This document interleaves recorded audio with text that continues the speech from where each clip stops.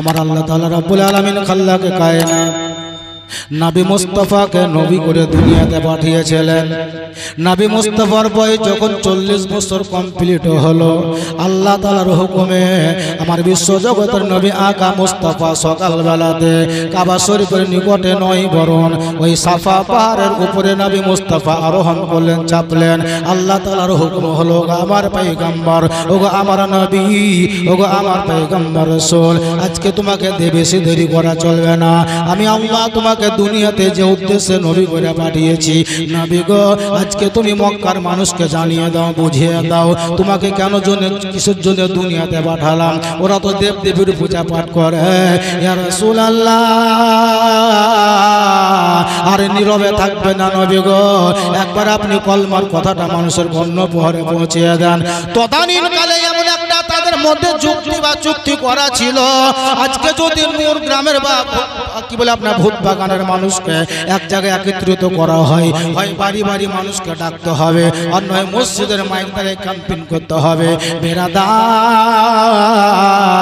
আল্লাহর নবী আকা মুস্তাফার যুগে একটা এমনভাবে তাদের মধ্যে সিস্টেম করা ছিল, কাউরি যদি কোনো জিনিসের প্রয়োজন হয় গ্রামের মানুষকে ডাকা, তোমরা বাড়ি বাড়ি কাউকে ডাকতে যেতে হবে না, বরং সাফা পাহাড়ের উপরে চেপে আমাদের গ্রামের দিকে মুখ করে তোমরা ডাক দেবে। আর তোমাদের সাফা পাহাড় উপরে চেপে ডাক দাও কথাটা যারাই শুনতে পাবে তারা বাড়িতে বসে থাকবে না, ডাক শোনা মাত্র সবাইকে পাহাড়ের উপরে যেতে হবে, পাহাড়ের নিকটে যেতে হবে। আল্লাহর হুকুম হলো নবী, আর বেশি দেরি করিও না, একবার তুমি তোমার নবুয়তিটা ব্যক্ত প্রচার করে দাও। আমার বিশ্বজগতের নবী আকা মুস্তাফা ওই মক্কার সাকজামিনে সাফা পাহাড়ের উপরে চেপে মক্কার মানুষকে এক জায়গায় ডাক দেওয়ার জন্য একবার সকালবেলায় তিনি ডাক দিলেন, ইয়া মাশারাল কুরাইশ। একবার ডাক দেওয়া হলো ইয়া মাশারাল কুরাইশ, দ্বিতীয়বার ডাক দেওয়া হলো, তৃতীয়বার নবী আমার সাফা পাহাড়ের উপরে চেপে ডাক দিচ্ছেন, ইয়া মাশারাল কুরাইশ। তিনবার ডাক দেওয়া হলো সাফা পাহাড়ের উপরে চেপে।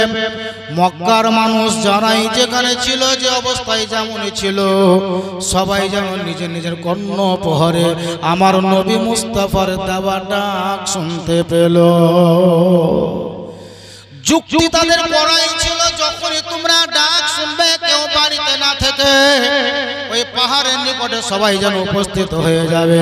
আমার নবী ডাক দিলেন, ইয়া মাশারাল কুরাইশ। এই ডাকটা শোনা মাত্র কেউ যেন বাড়িতে না থেকে, যারাই নবীর ডাকটা শুনেছিল সবাই নিজের নিজের বাড়ি থেকে ওই সাফা পাহাড়ের নিকটে গিয়ে হাজির হলো।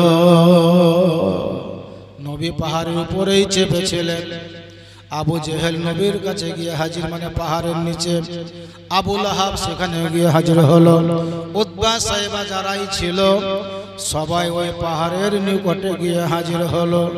নবী আমার এখনো পাহাড়ের উপরেই বসে আছেন, আর পাহাড়ের নিচু থেকে আমার নবীকে আবু জেহেল, আবু লাহাব, উতবা সাইবা নবীকে ডাক দিয়ে বলছেন, ইয়া মুহাম্মদ, কেন তুমি আমাদেরকে ডাক দিয়েছো?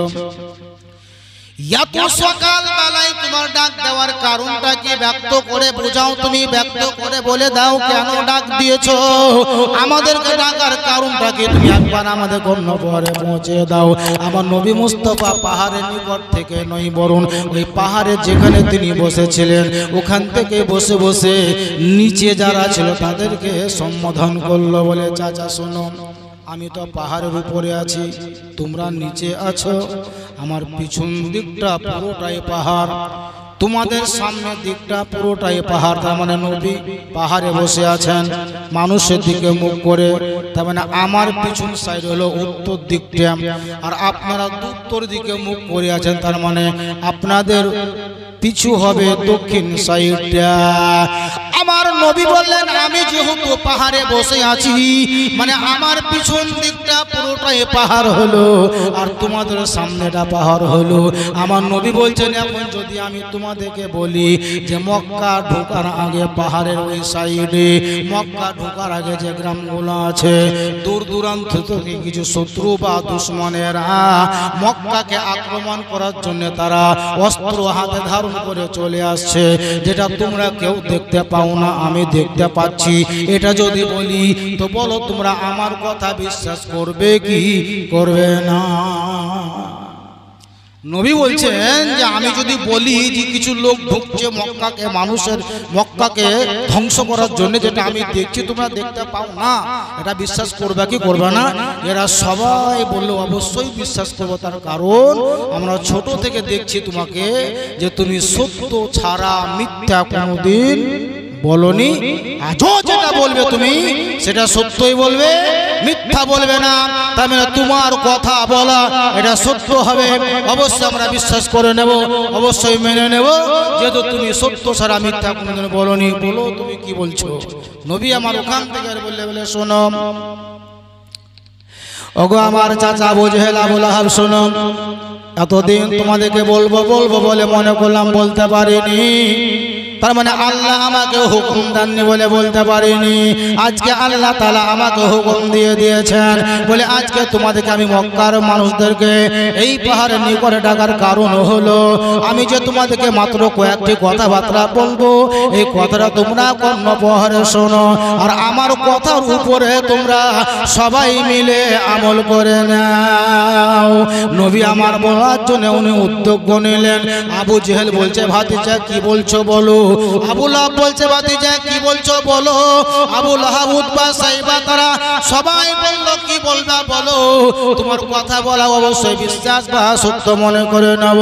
নবী আমার বললেন তবে শোনো গো চাচা, তোমরা যে দেবদেবীর পূজা করছো এটা মাইনাস করো, তোমরা যে মূর্তি তৈরি করেছো এটা মাইনাস করে দাও, পাথরকে কেটে ঠাকুর তৈরি করেছো মাইনাস করো, বড় বড় গাছকে কেটে মন্দির ঠাকুর তৈরি করেছো মাইনাস করে দাও, নদীর পানিকে পূজা করছো বন্ধ করে দাও, সূর্যকে পূজা করছো বন্ধ করে দাও, পাথরের পূজাকে বন্ধ করে দাও।